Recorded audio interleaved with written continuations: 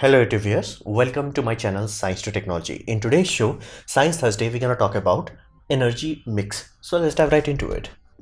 Now, energy is one of those things that we use a boatload of it, as in like truckload of it, as in like boatload of huge amounts of energy we use. And we also use it in many formats. What does that mean? That simply means you may think energy, electricity. While that is true, it is one part of it. There we have other requirements also, and those are generally very ludicrously polluting. For example, fuel for cars are a like major source of CO2 emissions. So is aircraft, so is ships. And all these three things are come under generally transportation. So it does consume a lot of energy, which are generally not electricity. And same goes for fuel for cooking and heating. Now Indians, we use LPG primarily for cooking. However, heating is not something that Indians are very familiar with, because again, it does not get very cold, it does get ludicrously hot.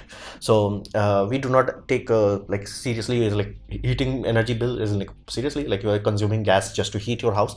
That's not a thing that is common to people who are like living near the equator. However, it is very serious thing for people who are northern latitude. That's like very big energy consumption just to keep yourself hot. So that's the reality of it. We are consuming boatload of it, and our modern life is consuming electricity like there is no tomorrow. So it's like our electrical consumption per day is increasing, and that's why like I have recently read a comment somebody left it in my video. It's like what's the difference between CFL and normal incandescent? We thought like when we'll have CFL we'll have less electricity bill. Same happened for LED, but reality is our bill never went down, and that's because the amount of energy we are using, it's keep going up. So even though electricity rate remained more or less same, but it's like it's like we are consuming more and more and more and more of it. And again, electricity rate is same like few years, but if you trace that puppy to like let's say 30 years, you will find that price is going ludicrously high. So our consumption is going up because our quality of life is going up, meaning more and more people are coming into a place where they can afford proper air conditioner, meaning energy consumption is going. More and more people want good things in life, meaning quality entertainment, quality weather control. Like more and more things that we want, the more energy consumption happens. So like you can have a look at total planet energy consumption. It's 1800, it's like barely anything. 1850, some people are starting at something. 1900, it's like basically coal is starting to become something like an actual energy source. Then 1950s, like we have actual foundational technological development of industrial revolution. Our energy consumption goes YOLO after that. So by the time we went from 1950 to 2000, the energy consumption went ludicrous, and from basically 2000 to 2019, or almost this year, like energy consumption went straight up. It is absolutely true that we are using more and more renewable energy, and specifically if you look at the numbers, where it's like we only had like 500 megawatts to 5000 megawatts to 55,000 megawatts. You get the point. Like the amount of solar energy we are adding to the grid is going ludicrously up, but the amount of energy grand total we are consuming is going exponentially up. So meaning, even though we are adding boatload of renewables energy, it's like very tiny. Majority is coal, oil and gas. So that's one of those things that you have to understand. Coal is still the king, natural gas and oil is like close second by. Everything else is like gathered together here. That's the reality of it. Even nuclear, it's not very huge. So energy wise, we consume boatload of it. Now we have to decarbonize. Now it's not an option at this point in time, it is compulsory, simply because our biosphere, meaning not the planet is just a hunk of rock. It does not matter too much to it. Like it's like saying like moon is polluted. It's like what lives there that it will be affected by it, or same goes for Mars. Like nothing matters to them. However, Earth has a biosphere in which we live, so that matters to us.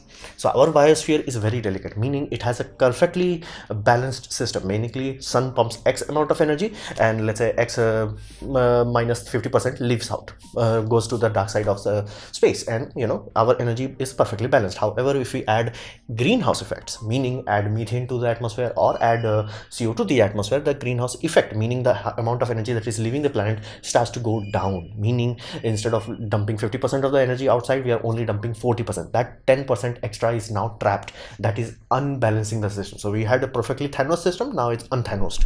So that is seriously dangerous for the biosphere of the planet. So it can go from harmful for the biosphere, meaning it can cause some serious extinction level, to lethal, meaning there is no biosphere, there is no planet. It's like poof, planet gone. And it has happened to Venus. So we know, if we have ever experienced a runaway greenhouse effect, yeah, we did. So it is very serious, and we have already started a chain reaction. Now this is one of those things that humanity took very long to understand. Is like we always thought, oh, if we stop CO2 production, it will sort itself out. But reality is not as simple anymore, simply because if we added CO2, that trapped more heat, that melted more polar ice caps, that reduced the reflectance. Basically that part, basically northern cap, was reflecting us x amount of energy into the space just by doing reflecting. Now that instead of being that white shiny reflective surface, we have added darker grainy areas which absorb much more energy, so that temperature goes up, that causes more heat which melts more ice, so that sun shield that we had is starting to go down and go down, and our solar energy input is going up and up, simply because we are reducing the reflector. And then we had some other thing also, like permafrost, meaning the places that have been frozen, they are not reacting too much, but if once they start to melt, they decompose. Decomposing in Earth's atmosphere means giving out GG amounts of methane, which makes CO2 look like a bitch please. It's like that's how greenhouse effective it is. Like it will make CO2 like bitch please. Like it is like the total emission that we are doing in methane versus CO2, they are like nowhere near. It's like gigatons of CO2 and millitons of around methane. However, if you look the output, like what amount of oomph that they are pumping, methane is almost at the same level because it's far more potent. So that's the reality of it. We are already at a point, we have started what we classify as chain reaction. However, we have not crossed the threshold of what we call a runaway reaction, meaning at this point in time we can't do anything. It's like, yeah, plant just went YOLO. Like it does happen. There are natural phenomena also that can cause this. For example, a hypermassive volcano going boom, that will add enough CO2 that is like, yep, done. And at that point in time, you will just hope that it also adds enough ash into the upper atmosphere that it acts like a sun shield, and then you hope somehow you can feed a population without agriculture for 1 or 2 years at least. Again, that's a really bad thing, and those will be classified as runaway reaction, meaning we can't do anything about it. However, our current situation, it's going towards it, it's not there yet, meaning we can still apply brakes. It will destroy the brakes, but we can apply the brakes. And we have to let go of fossil fuel, not only for the environmental point of view, but also from a political point of view. Think of it this way. Right now there is a lot of politics going on. It's like Russia is increasing the gas prices. Russia is like, dude, we have to take care of our energy security before we start to feed the world. And that makes sense. Same will happen with India also. India is like, we have the vaccines, will we just give it everybody for free? Hell no. We have to make sure that our population is taken care of, then we'll do. Same will happen with China. China is like, hey, we are mass producing the mask, but like we have to take care of our population first. And again, it's a normal ethical standard thing to do. It's like control C control V reaction. So it's something that's happening to everyone. That creates a vulnerability, meaning your national grid can go poof because like some other country did something else. That's not acceptable from any point of view.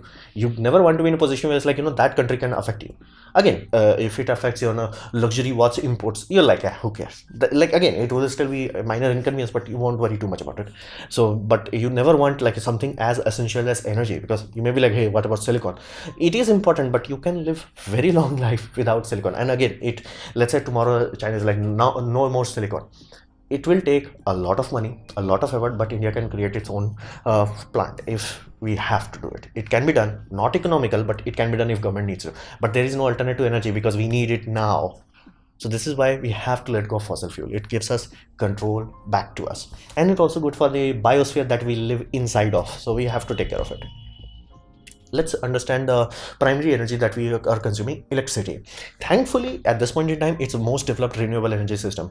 Now, you have to understand this aspect very thoroughly. Every time a technology comes to the market, it will make grand claims. Otherwise, it will simply not get funding. However, reality would always be much more garbage than that. It's like, first G mobile phones. It's like, you can just call to anyone else. And then reality was like, hello, can you actually hear me? I'm getting static. That was the reality of first G mobile phones. Then second G happened, bit more reliable, bit more, but you get that point. Like it always takes few generations before you have like Google Duo or like WhatsApp level call quality, where it's like it almost feels like the person is next to you. It takes time. Same happened with renewable energy, meaning the early generations of solar panels that have been made like let's say 30 years ago, they were not that efficient. They were not that long lasting, because again, ultraviolet is very brutal, and you are letting something directly exposed to the sun for years, is gonna get cooked.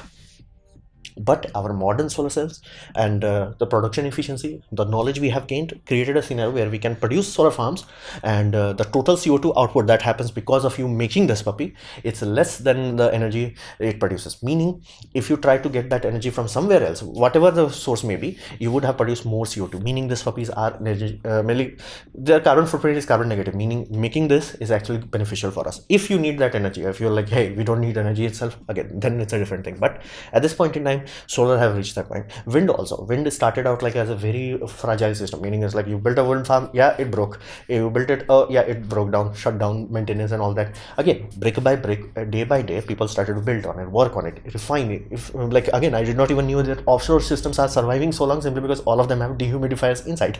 So again, these are things that you learn from the experience. So at this point in time, the R&D on these two puppies are awesome, meaning you can supply entire planet's energy from solar and wind, and it will not even like, oh, we have to cover the whole planet with solar panel. Hell no. Like if you cover up like just a few percentage of the available deserts, meaning the places that nobody lives, the end we have more than enough energy. And if you cover just a small patches of like selected land in the sea surfaces, basically where nobody lives, the end energy done. However, at this point in time, renewables biggest issue is intermittency, meaning it's not 24/7 into 365. So we have learned it the hard way that you have to mix this puppy. Right now, Europe is going through very serious energy crisis simply because of CO2 I'm saying basically natural gas imports, cost going YOLO, and the winds are not blowing as fast as they used to, so the wind output is also going up, meaning the electrical bills are going up by 6 to 7% in a year. That's like, whoa. But why was that done? Well, simply because they did not have enough mix. They are relying way too much on wind system. While it is awesome, it does work, it's reliable, and again, even at any given moment in time, saying that yeah, we are providing 20+% of a national energy, that's a lot of megawatts. That's awesome, but we have to add multiple things. This is the current wisdom at this point in time. We have to add as many things as possible, then only we can have amazing future, meaning solar, wind, hydro, biogas, tidal, whatever else, wave power. Like just add as much as you want, as many sources as you want. For example, biogas is a really amazing, I have already made a detailed video about that. It's really amazing because it's throttlable, meaning you can only pump that puppy up when you have a deficiency either in solar or in wind, so that you can properly counteract system. Tidals are like fixed power output system. So we have amazing option technology already developed that we have to just mix them properly at this point in time. And we are solving right now scalability and stability aspect of it, meaning right now the earlier options were like just buy a large patch of land and just plunk solar panels on that. It does work, it does make profit, people are doing that, especially with not fertile lands where they're like, if land is not fertile, just do this. However, there is another option, is like if you have a building, for example, let's say this is a school building, that piece of land is already serving a function, but its roof is not serving any function. What if you put solar panel on the roof? It makes energy. So basically you're getting double benefits, and that's the whole point of it, right? We actually have more than enough rooftops, more than enough, that we can cover the whole planet's energy requirement right now. It's like enough rooftops, enough parking areas. Parking areas are like ludicrous in USA for some reason, where it's like so much parking area is there. It's like if they just cover every single parking space where you have cars underneath it, the end they will not even worry about energy after that, because again USA is very long, it has like freaking 3 time zones in it. So even if like you're like, hey, what about the night, I'm pretty sure till late evening you're gonna have electricity, simply because the other part of the still would be mid-noon. It takes time for Earth to spin. So we are solving those sort of issue at this point in time, and right now it has crossed a very significant threshold, which is it is profitable, meaning doing it makes you money or saves you money. For example, if you are doing solar, again I have to do it sooner or later, maybe this year or a year after this, I have to add solar system into my house, because otherwise electricity bill will make me crazy. So we have to do that. And again, right now the return on investments are like, if you're lucky, if systems are like very bare minimum, it gives you 5 years, and if you are expanding a bit more on, let's say, battery based system, you are talking about like 6 to 7 years. However, the systems have longevity, tested longevity of 15 to 20 years at this point in time. So that means I have a return on investment, and then I have profitability. So it is wise thing to do simply from a financial point of view. And it also gives me redundancy, where it's like my national grid is like YOLO, I'm like, I don't care.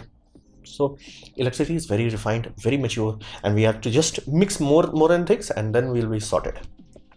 But there are some aspect of unsolved issues that we have to deal with. For example, flight and freights, we can't do anything about it because they consume way too much energy. Meaning, can you make an electric airplane? Yes. Can you make an electric jumbo jet? Hell no. Just no. Like, And this is one thing you have to understand. Our battery technology, it has reached almost peak energy output, meaning you have to understand fuel have boatload of power, meaning a barrel of basically oil, it has GG amount of energy. Now why? Because it's only half of it. For example, oil itself has no power in it, you have to add oxygen to it, so that creates a two-part system, and half of the part atmosphere is providing. So that's why your energy density on a fuel system is ludicrously high. However, if you are dealing with a battery, it has everything it needs internally, meaning it does not breathe air, so consequence it has both parts. That's why it's so heavy. Now yes, deal. That simply means if there is a malfunction like a car accident, cell puncturing or things of this nature, which does happen, it will catch on fire because it has everything that it needs to sustain a reaction. Now when you're talking about energy density, right now lithium ions are energy density that is like very high, I mean ludicrously high. And when you are talking about uncontrolled short circuit, it can create enough high temperature, it can set almost everything on fire, it can flat out melt aluminum. So right now firefighters can't do much about it. It's like they just spray the car with water sim, hoping that it will keep the temperature low enough that other cells don't catch on fire. Other than that, they can't do anything. They have to, it's almost like SRBs where they have to just wait it burn out. There is no other option. So inherently we have reached a maximum where it's like this sort of single seater, double seater, quad seater is something that can be done, but do not expect anything more. Like there are some companies that are claiming like 10 seaters, but that's like good luck, because again all I see is CG. Again, single seater, double seater, that's something that you can buy right now. And basically many pilot institutes, basically aircraft training academies, they are loving this puppy because again much cheaper than jet fuel, but you get that point. Jumbo jet, yeah, that's not happening. And EV wise, you cannot use EV for basically flights, trucks or container ships. They consume way too much power. It will flat out not work. However, are there any even hypothetical options? Yes, LG biofuel. Now when I'm saying hypothetical, I do not mean as in like it does not exist. It's a real thing. More than enough people are qualified to deal with this. However, it never became large scale, and its economics, basically this puppy came way too early. It came way too early. So people were like, I want to put $5 in and I want to $10 out. There was not enough drive into it. Right now that drive is like, I want to put $5 in even if I get only 6 out of it. But this came too early and flopped too early. It's almost like a biogas happened in India.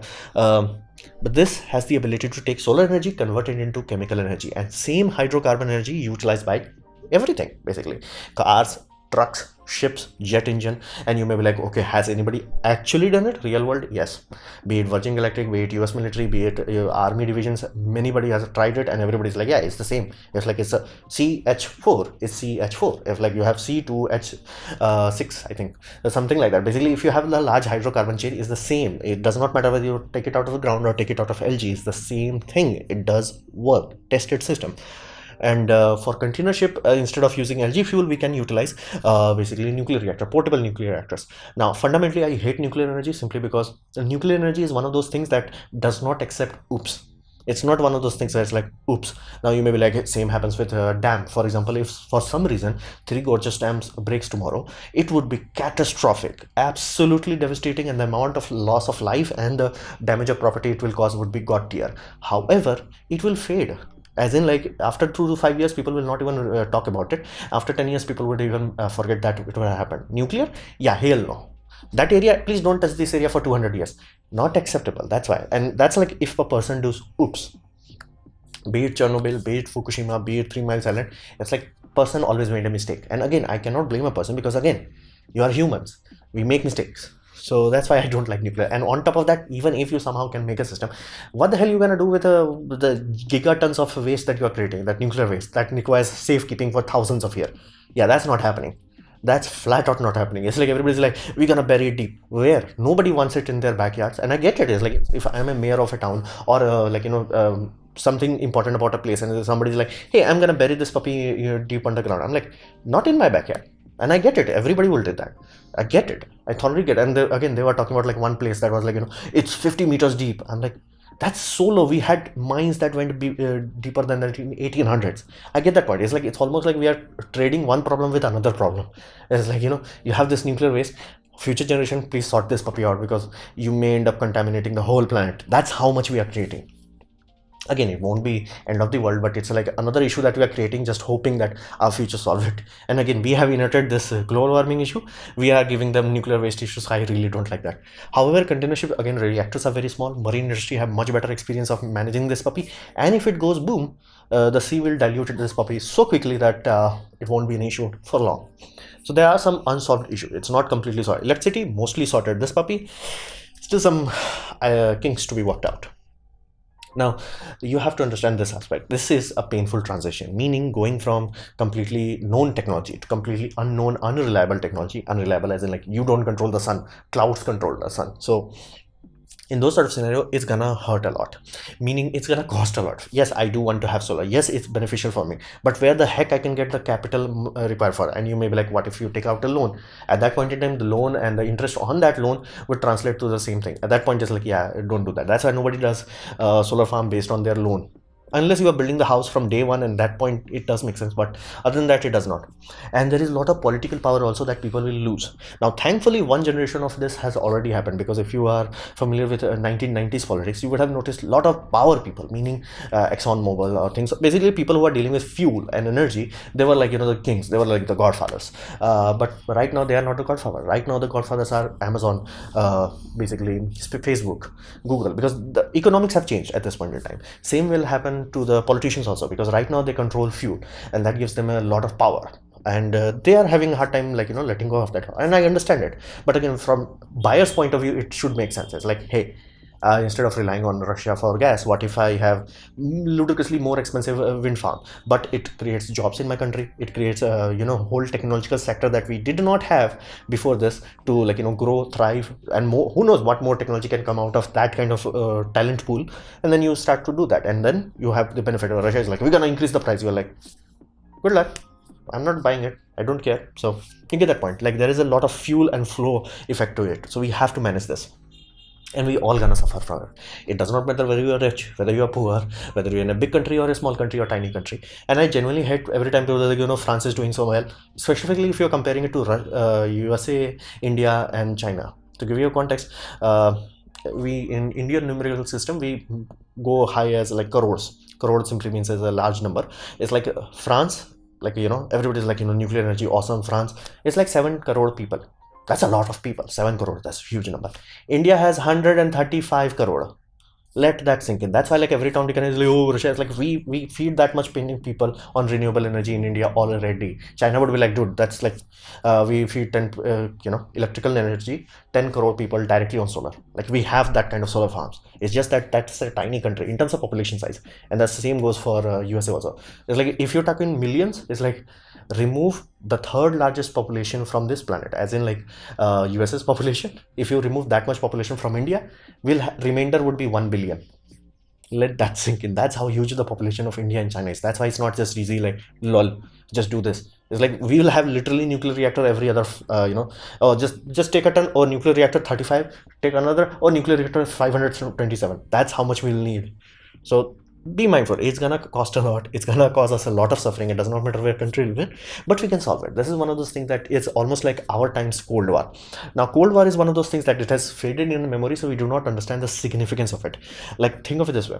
Right now we sound, oh, 10,000 nuclear warheads, so huge. Yes, if people were mass producing, both sides, basically Russia and USA, both were mass producing nuclear warheads, and that never crossed my mind that actually happened. It's like, yeah, this month production is very low, man, we have only made 500. Come on people, we have to work harder, we have to make 10,000 more nuclear warheads. I'm like, what the hell, this actually happened? And yes, it happened. It was brutal for both of these people, and it was scary for every Tom, Dick and Harry else, because they did have, be mindful, radioactive waste has this issue of like lingering, meaning if you cook, these two people go boom, more than enough people will be, secondary damage would be like, yeah, 500 years ago these two people went cuckoo and we went boom. So be mindful. And again, there was a project known as Donald Duck or something weird like that, where it's like, we're gonna blow up the whole North Pole. If like, there was like, if we ever lose, we're gonna blow up the planet, as in like destroy enough of the biosphere that the end.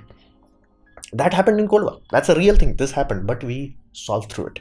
We went from how about hundreds and thousands of nuclear warheads? How about we let it down? How about we let it go? However we chill? However we realize that we only have one goddamn planet. But this happened. This is gives me hope that yes, we're gonna suffer a lot, but we will sort it out. It's like it's going through a very tough surgery. It will take time, but more than enough people are working their ass off, and I'm seeing a lot of progress. It's slow, it's methodic. It's not like we need to apply disc brake right now. Again, we have lost that timing, so to say, but we are working on it. So I have a faith that we can solve this puppy. It will take time, it will be painful, but we will sort it. And again, from 100 years from now, the people will talk about global warming same as I'm talking about Cold War, hopefully. So this was my presentation of energy mix. Hopefully you have liked it, learned from it. In that case, please hit the like button, share it amongst your friends. That will help me a lot. If you didn't like it, didn't enjoy it, I urge you to press dislike, press it twice or thrice if you really dislike me. In that scenario, please leave a comment because I do try to reply to all of them. Subscribe, press the bell icon if you're free, and as always, thanks for watching.